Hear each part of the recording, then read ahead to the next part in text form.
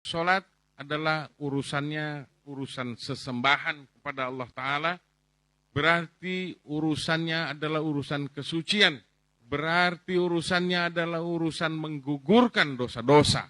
Itulah dia yang sehari semalam, yang wajibnya saja Allah wajibkan kepada kita melalui Kangjeng Nabi Muhammad SAW 5 kali banyaknya.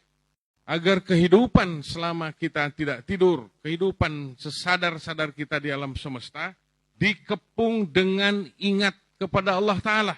Lupa lagi, diingatkan lagi, salat subuh kita. Lupa lagi, diingatkan lagi, zuhur.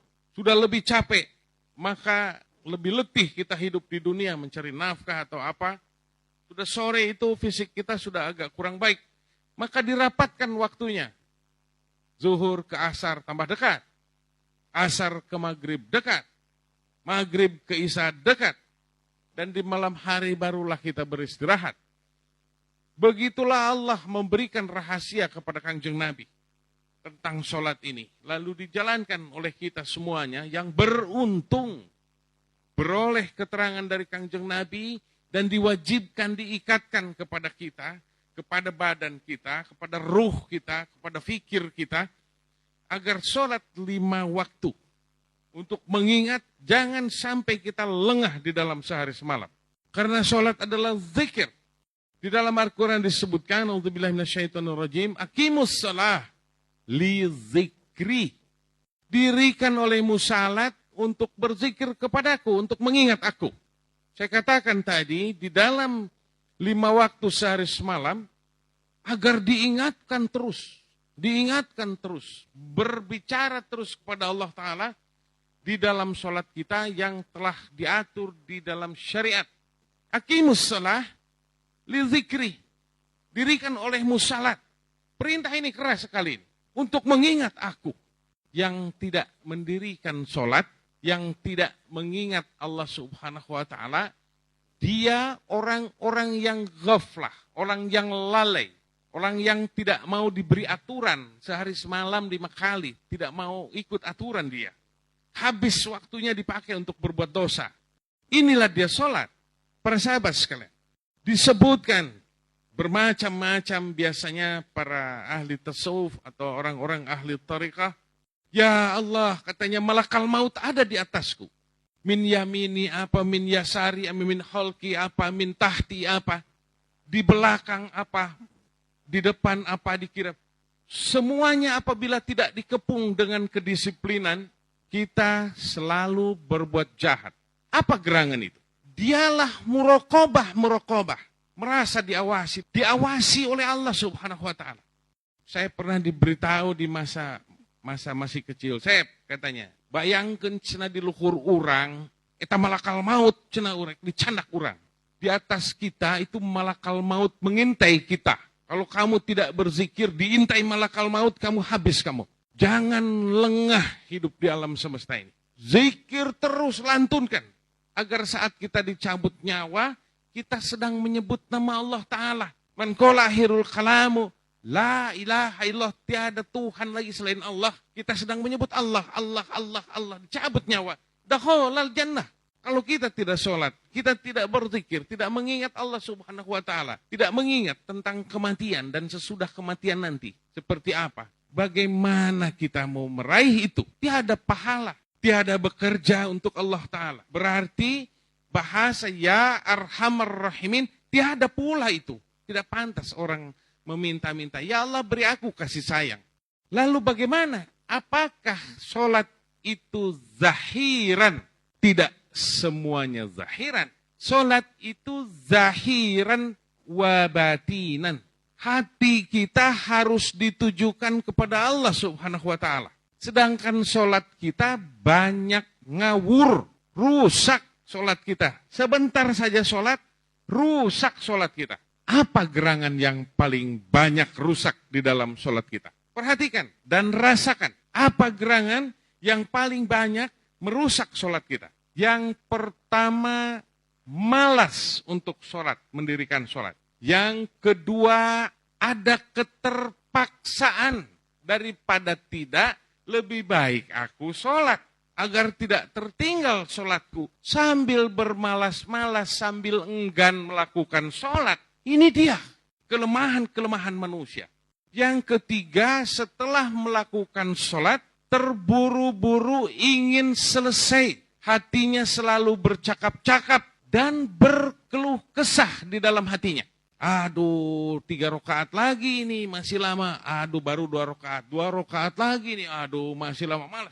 Bicara terus itu hati. Ini dia batinan. Tugas kita yang disebut sholat itu adalah membersihkan keadaan batin kita yang seperti itu. Selesai kita membersihkan badan kita. Baik, sesungguhnya ada bandingannya di atas bumi ini. Baiklah para remaja.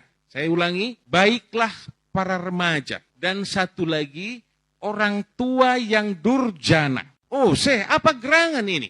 Ini sebagai gambaran di atas bumi. Seorang remaja atau orang tua yang durjana ingin bertemu dengan kekasihnya. Entah dia hujan, entah dia jauh, entah dia tidak punya uang. Hatinya terpaut, dia mandi dengan bersih-bersihnya, berwangi-wangian pula, karena akan mendatangi kekasih. Didatanginya pula jauh-jauh, setelah bertemu, pandangannya, berbicaranya, memikat sang kekasih.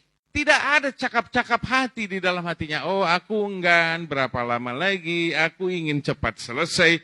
Tidak, dia ingin berlama-lama. Ini gambaran. Mengapa engkau sholat yang menjadikan perempuan cantik, yang menjadikan di atas bumi ini yang tertarik manusia, mengapa engkau malas-malas di dalamnya? Sholat itu adalah mi'rajnya orang-orang mukmin, orang beriman. Mi'raj di dalam sholat. Sholatnya itu disebut mi'raj. Karena dia melantunkan hatinya, jawarihnya, semua qalbnya, rasanya, fikirnya, ditujukan kepada Allah Subhanahu wa Ta'ala. Dan apa yang dikatakannya adalah sesuatu keikhlasan kepada Allah Ta'ala. Keikhlasan apa gerangan? Saat engkau katakan di dalam takbiratul ihram, salah satu rukun di dalam salat, Allahu Akbar. Mi'raj dia. Dia menyebut Allah Akbar. Tetapi banyak juga yang celaka. Setelah takbiratul ihram yang pertama, Allahu Akbar. Dia membatas doa iftitah. Ada surah di dalam Al-Quran. Disebut berupa doa iftitah. Allah Akbar kabira, alhamdulillah kasira, subhanallahi bukrata wasila. Sudah ngawur dia. Sudah mulai pergi kemana-mana. Bagaimana dengan kita? Sudahkah dalam keadaan sholatnya? Katakanlah tidak mengingat-ingat soal tentang apapun. Tentang hayalan apapun ke sana, dipeliharanya pula oleh kita. Terus saja. Sehingga rokaat lupa, surah Fatihah menjadi apa? Surah yang lain menjadi bagaimana? Sujud 1 kali atau 2 kali ini? Perasaan sudah 2 kali sujud, tapi belum. Bicara terus hati tentang pekerjaan kita yang buruk. Bukan berbicara bersimpuh kepada Allah Subhanahu wa Ta'ala dan merendah bagai bumi di saat kita ruku dan sujud. Karena di saat ruku, muka kita berhadapan langsung dengan bumi, yang bumi itu akan menelan kita. Yang apabila dosa-dosa kita banyak, bumi itulah yang di hadapan kita saat kita ruku, dia akan menghimpit kita di alam kubur. Para sahabat sekalian, saya sangat bersemangat sekali ini bercerita tentang sholat. Karena sholat ini adalah pekerjaan yang harus kita kerjakan. Betapa nyaman saya berbicara tentang sholat ini, betapa lancarnya saya berbicara ini. Karena seluk-beluk tentang sholat, aku pun mengalami. Maka terus-menerus harus dilatih di dalam sholat kita, agar tidak berbicara dengan yang lain. Waspadalah tentang rukun-rukun. Penuhi semuanya, zahiran wa batinan. Para sahabat sekalian, saya berharap orang-orang yang bersahabat dengan saya, rapihlah berhadapan dengan Allah Ta'ala. Zahiran wa batinan. Karena engkau sedang menghadap yang maha suci. Engkau sedang menghadap yang menentukan gembira atau tidaknya hidup di dunia dan di akhirat. Jangan bermain-main dengan amal sholat kita. Sesungguhnya Allah terus menerus selama kita dalam keadaan hidup. Hati ini tidak akan lepas barang sedikit dari tilikan Allah subhanahu wa ta'ala. Maka isilah itu dengan zikir, isilah itu dengan merasa diawasi terus menerus oleh Allah subhanahu wa ta'ala.